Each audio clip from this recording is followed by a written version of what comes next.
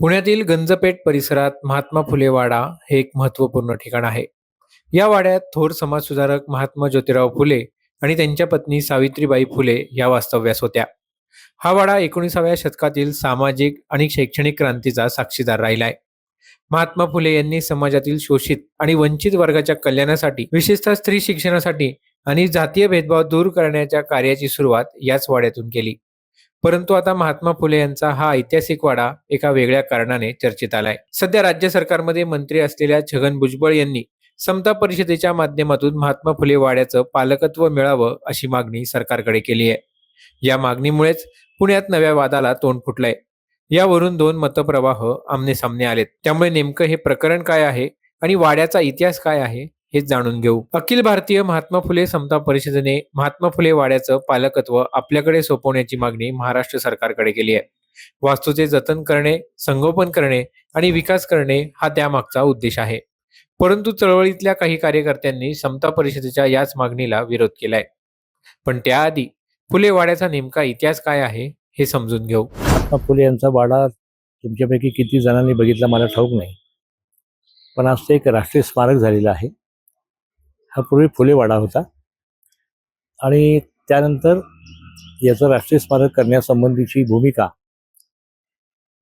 सत्यशोधक चळवळीमधले, महाराष्ट्राच्या समतावादी चळवळीमधले ज्येष्ठ नेते डॉक्टर बाबा आढाव यांनी घेतली. या सगळ्या काळामध्ये बाबांनी, कारण बाबा राहायला नानापेठेमध्ये होते, लक्षात घ्या तुम्ही, पुण्यातल्या नानापेठेमध्ये बाबा आढावांचं घर होतं. त्यामुळे त्यांना पुण्याच्या पूर्व भागातला हा सगळा सामाजिक राजकीय इतिहास चांगला माहिती होता. मग जेधे असतील, जवळकर असतील, शिवाजी मराठा हायस्कूल असेल, या सगळ्या संदर्भामधले जे काही तपशील होते तपशील बाबांना माहिती होते.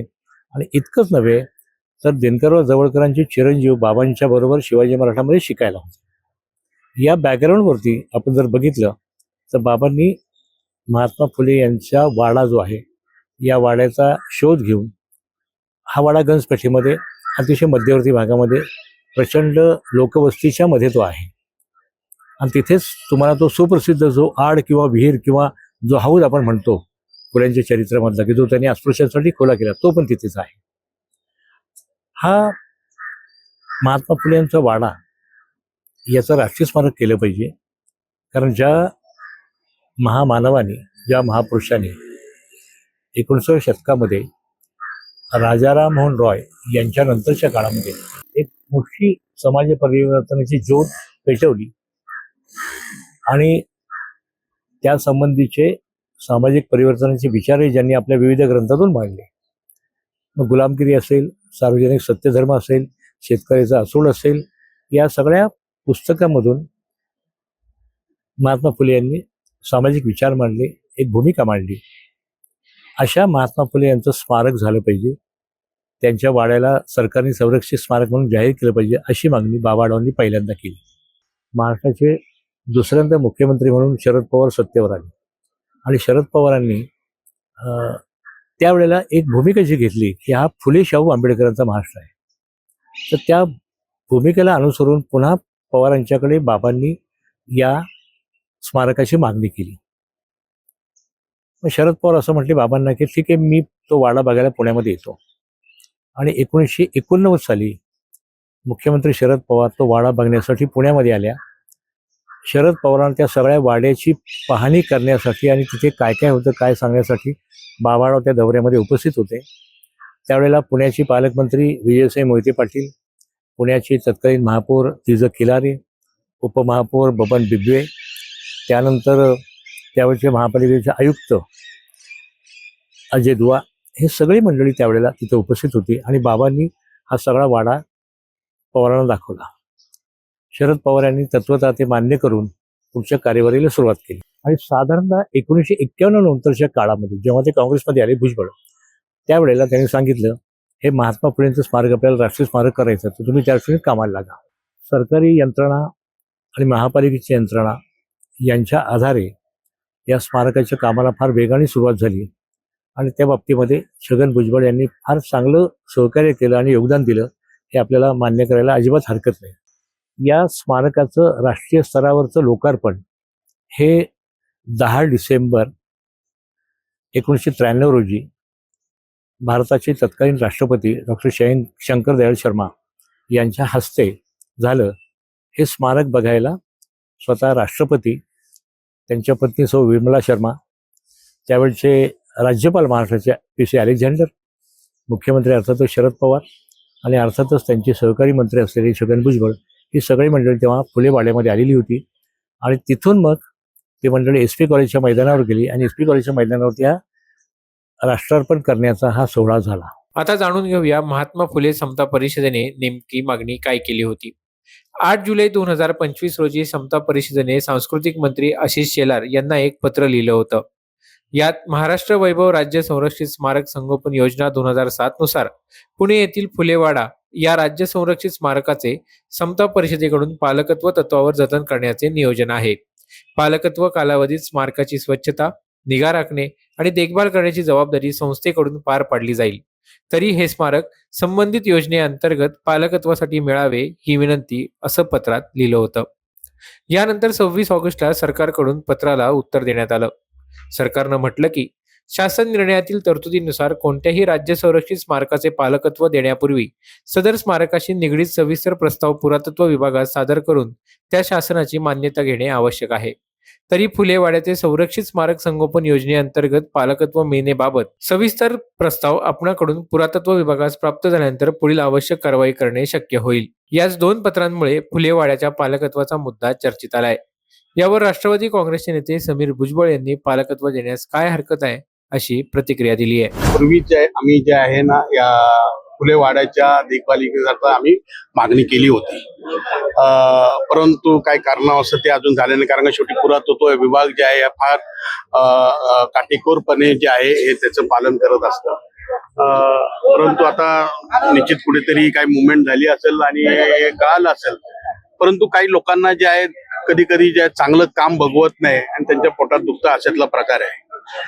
आता आपण बघताय की ह्या फुलेवाड्याचं जे आहे संगोपन, रिनोव्हेशन आणि त्याचं संवर्धन जे आहे आदरणीय भुजबळ साहेबांनी 93 साली केलं आणि या देशाचे महामहिम राष्ट्रपती यांच्या हस्ते देशासाठी अर्पण करण्याचा कार्यक्रम झाला.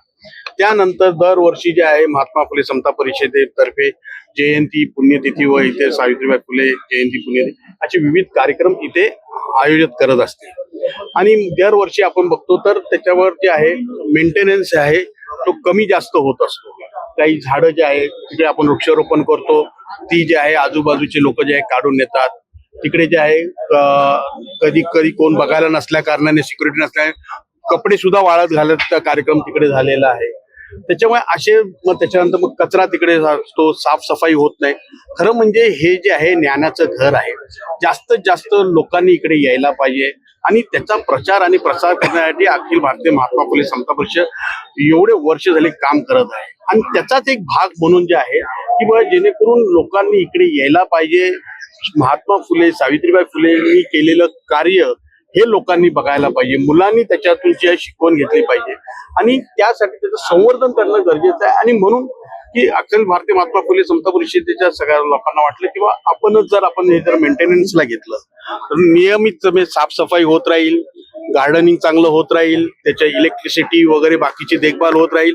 तिकडे पुतळे बसवलेले आहेत, पुतळ्यांवरती खरं म्हणजे शेडची सुद्धा आवश्यकता आहे, ती शेड सुद्धा निर्माण करता येईल. अशा तऱ्हेने संवर्धन करणे हा एकमेव आणि जतन करणे हा एकमेव उद्दिष्ट आमचं आहे. त्याच्यामध्ये दुसरा कुठलाही उद्दिष्ट नाही.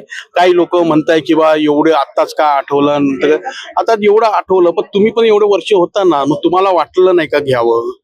तुम्ही जर एवढं कार्य करत असाल तर तुम्ही सुद्धा त्याच्यामध्ये जर भाग घेतला असता आणि तुम्ही घेतला तर आम्हाला काही अडचण नाहीये. महात्मा ज्योतिराव फुले समता प्रतिष्ठानचे नितीन पवार यांनी याला विरोध दर्शवलाय. महात्मा फुलेंचा वाडा सरकारला जड झालाय का असा सवालही त्यांनी उपस्थित केलाय. हे एका संस्थेला नावं घेऊन सांगायचं तर महात्मा फुले समता परिषदेला देखभाल व्यवस्थापनासाठी द्यायचं असं शासनाने ठरवलेलं आहे. असं उपलब्ध चर्चा आणि कागदपत्र याच्यावरनं दिसतं. अजून द्यायचा निर्णय झाला नाही असं ते म्हणतायत आणि याच्यामुळे आम्हाला धक्काच बसला. याचं कारण असं की मी महात्मा ज्योतिराव फुले समता प्रतिष्ठानचा पदाधिकारी राहिलेलो आहे. या प्रतिष्ठाननी फुल्यांचा अस्सल फोटो, सावित्रीबाईंचा अस्सल फोटो, महात्मा फुले वाडा याचं राष्ट्रीय स्मारक व्हावं, त्यांच्या सहकाऱ्यांची चरित्र हे सगळं आम्ही याचं शोधून काढलं. बाबा आढाव आमचे जे अध्यक्ष आहेत त्यांनी यासाठी तन मन धन अर्पण केलं आमच्या संस्थेने पण. आणि अशा अवस्थेमध्ये अशा प्रकारे जे पुरातत्व खात्याच्या ताब्यात जी वास्तू आहे ती खरं तर त्याच्या खूप रिस्ट्रिक्शन्स असतात. इकडे कुठे हात लावू नका, लांबूनच बघा किंवा अनेक मर्यादा घालतात. अशा वेळी एका संस्थेला ती द्यायची आणि विशेषतः फुल्यांच्या नावाची, की ज्या फुले शाहू आंबेडकर यांच्या नावाने कुठलेही पक्ष असो ते राज्य चालवतात, त्यांना महात्मा फुले जड झालेत का, हा माझा प्रश्न आहे. आणि हा प्रश्न विचारायचं कारण असं की अशा वास्तू काही दिल्या गेलेल्या आहेत, ते का दिल्या गेल्या, तर ते परवडत नाही म्हणून दिल्या गेल्यात, हे मला अधिकाऱ्यांनी दिलेलं उत्तर आहे. मग महात्मा फुले शासनाला परवडण्याचं झाले का, हा आमचा प्रश्न आहे. आणि म्हणून हे आम्ही होऊ देणार नाही. आमचं असं म्हणणं आहे की राज्य शासनाने, शासन संस्था निरपेक्ष असते, आत्ताची आहे की नाही हा एक स्वतंत्र चर्चेचा विषय, पण ती असली पाहिजे. आणि तिनेच अशा प्रकारच्या विशेषतः महात्मा फुल्यांशी, बाबासाहेबांशी, शिवाजी महाराजांशी, शाहू महाराजांशी, सावित्रीबाईंशी संबंधित ज्या वास्तू आहेत त्याची देखभाल व्यवस्थापन हे शासनानेच केलं पाहिजे.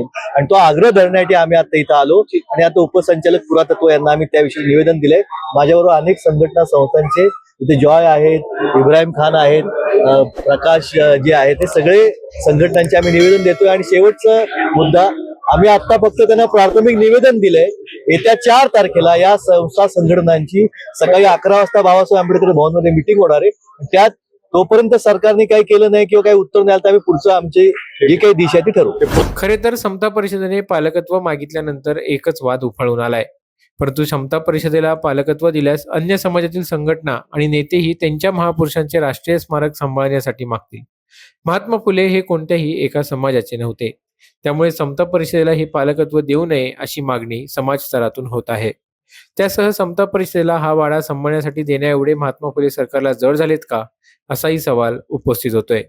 याबद्दल तुम्हाला काय वाटतं हे आम्हाला कमेंट करून नक्की सांगा आणि माय महानगर लाईव्हला सबस्क्राईब करायला विसरू नका.